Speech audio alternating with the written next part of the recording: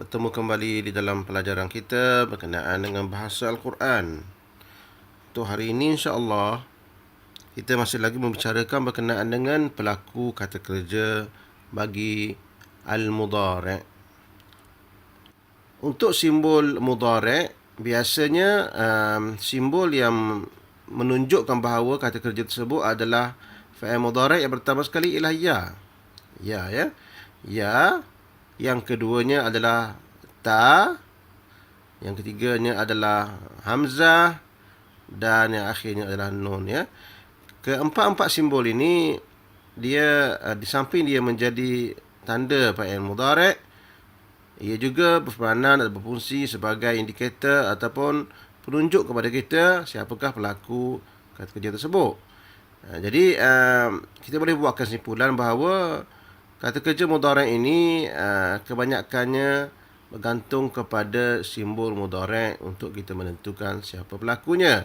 Biasanya kalau di awalnya ya, maka pelakunya biasanya melibatkan third person ataupun orang yang ketiga, iaitu dia ataupun mereka, ya.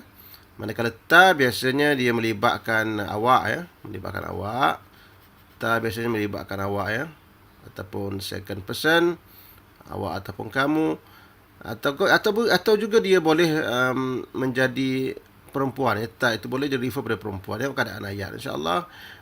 Baik.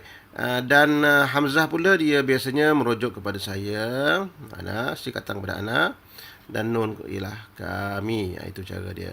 Apabila kita bertemu dengan fa'il mudhari' yang hujungnya mempunyai ataupun memiliki ya, waw, di hujungnya ada waw macam ni, waw, maka kita terus kata pelaku dia waw, waw ni dia menunjukkan pelakunya ramai. Untuk menentukan siapa yang ramai itu, kita mesti melihat kepada tanda mudhari', iaitu sama ada ya ataupun ta. Sekiranya waw itu didatang bersama dengan simbol mudhari' ya, maka dia merujuk kepada orang ketiga, iaitu mereka, ya. Kalau dia didatangkan dengan tanda mudhari' ta, maka dia merujuk kepada kamu, ramailah kamu, ya. Itu adalah cara-cara kita menentukan pelaku bagi fi'il mudhari'. Itu saja cara dia, senang saja, ya.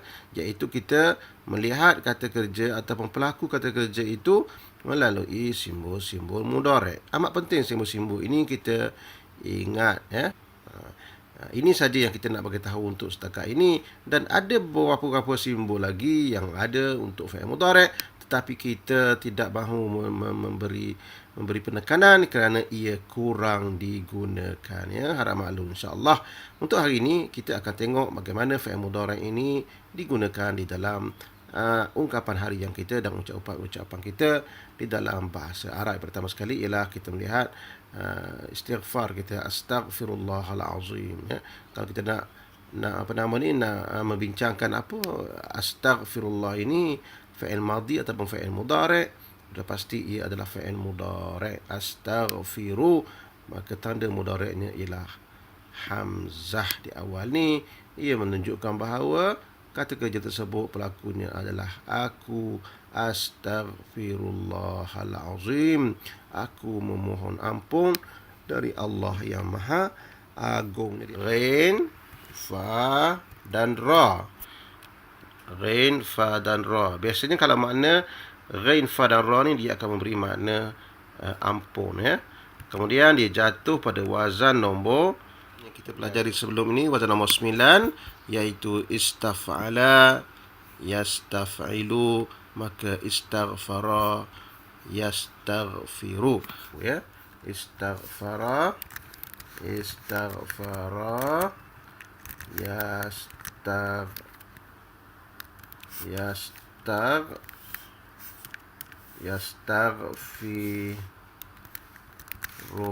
wazan nombor 9 itu dekat sini insya-Allah, wazan nombor 9, ya. Istaghfara, yastaghfiru.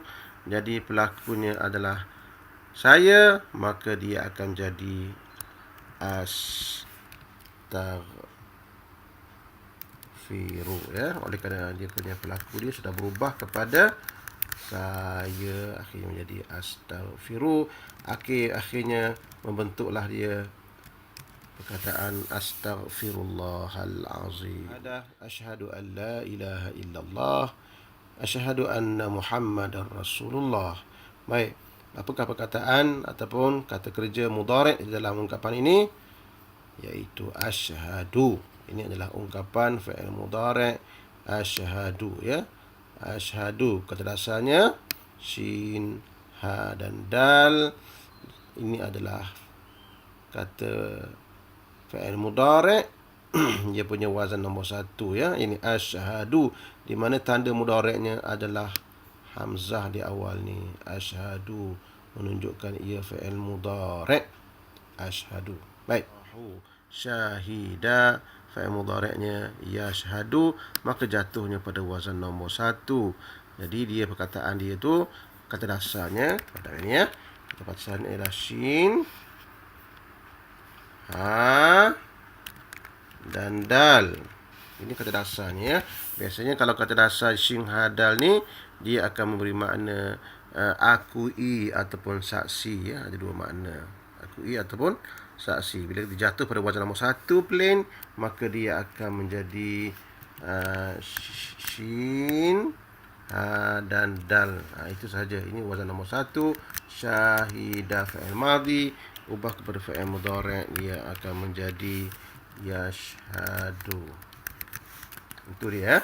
Bila yashhadu ini kita nak ubah kepada saya ataupun pelakunya saya, maka ya ini akan diubah kepada hamzah, ya. Maka akan ia membentuk saya bersaksi. Itu saja.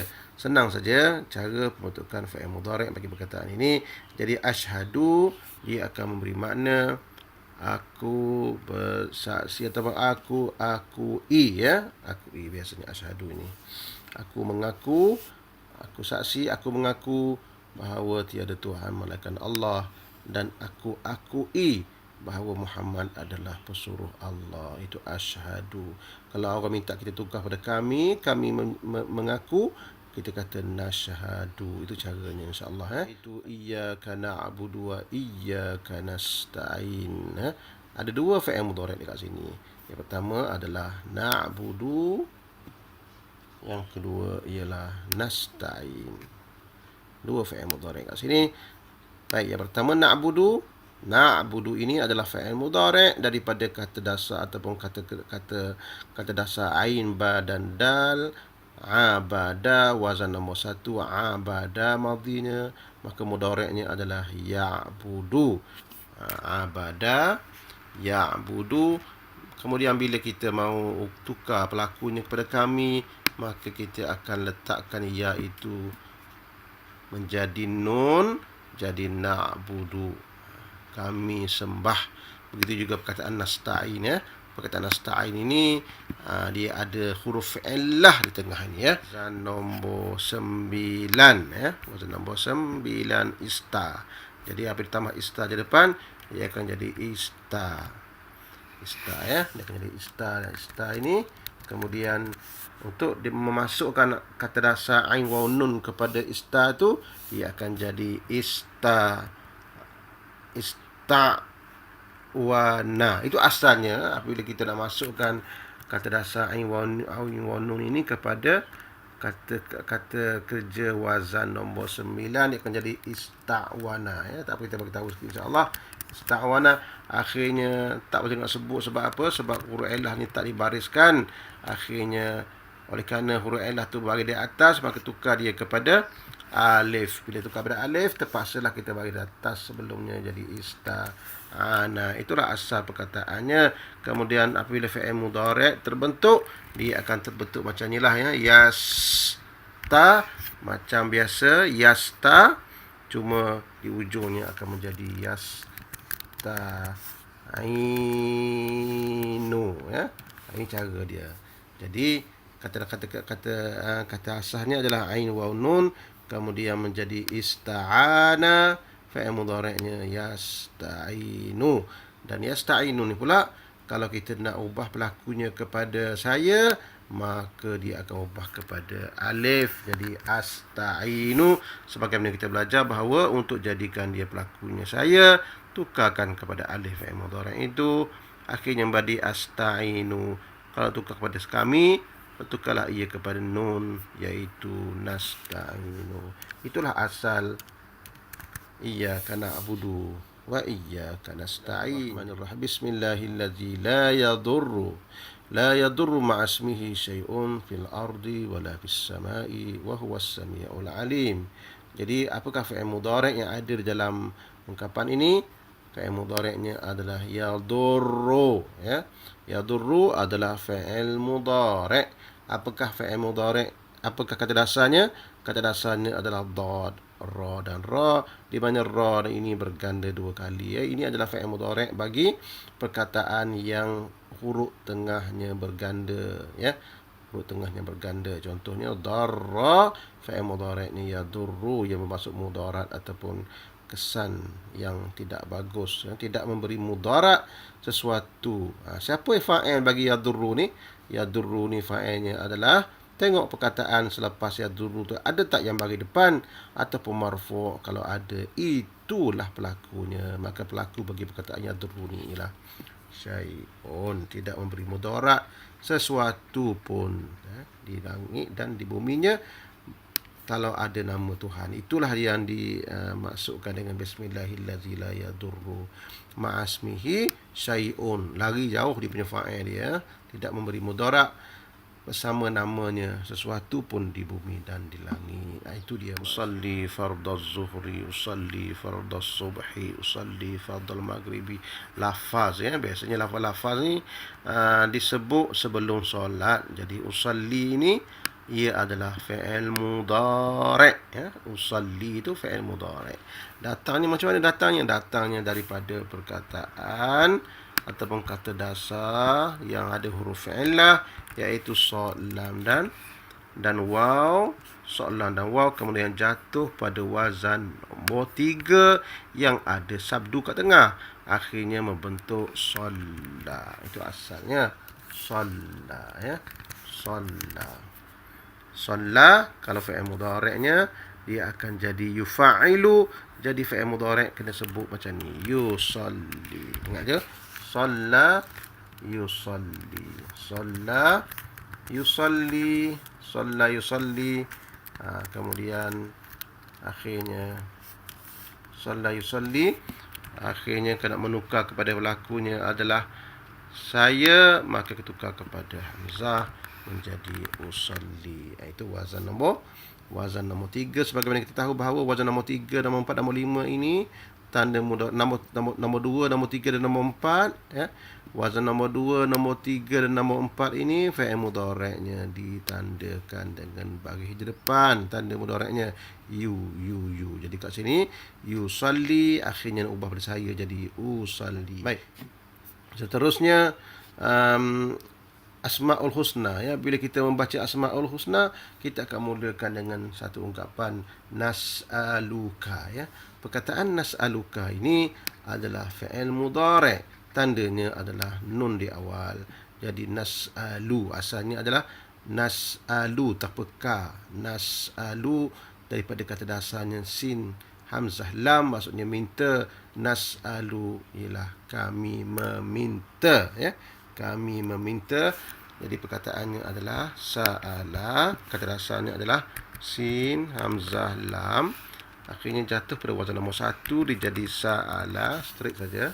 Sa'ala dia pergi kepada mudhari', dia akan jadi macam ni, ya. Kena ingat je, yas'alu, ya. Yas'alu, sa'ala fi'il mudhari'nya yas'alu.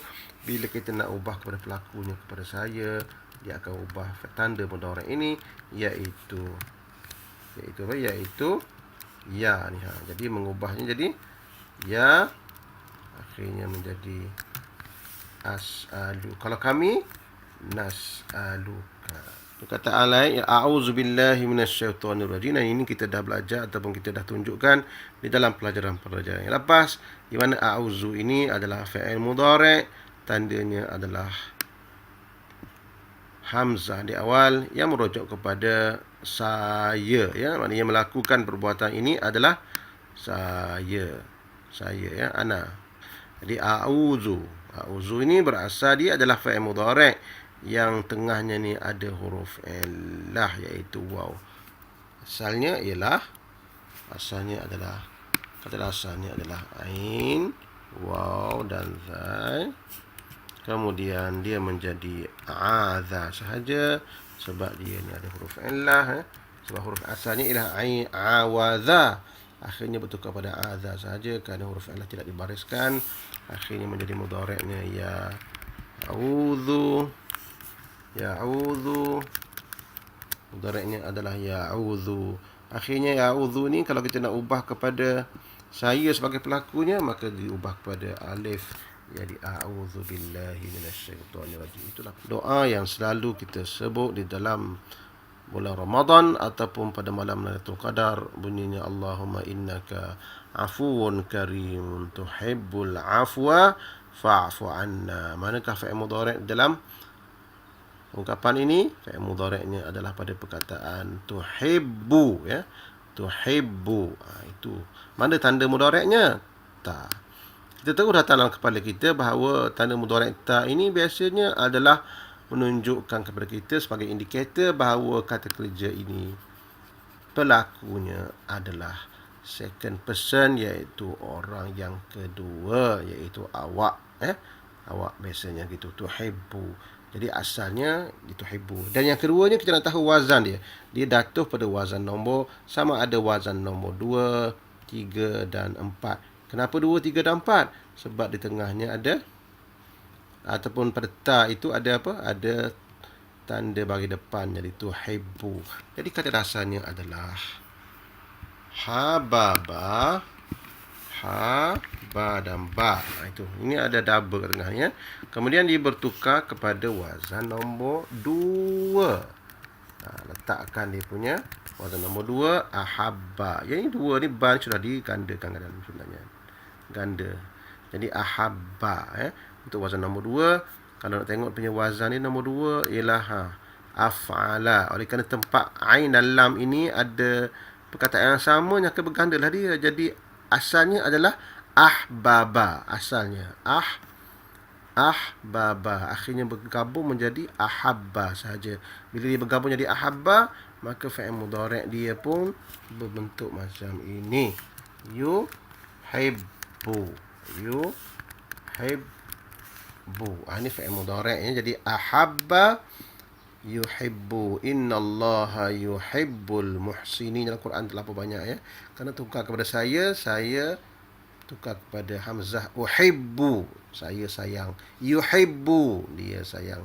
Jadi yuhibbu. Jadi kalau engkau, tukarkan ya kepada anta menjadi tuhibbu, sebagaimana di dalam ayat ini, iaitu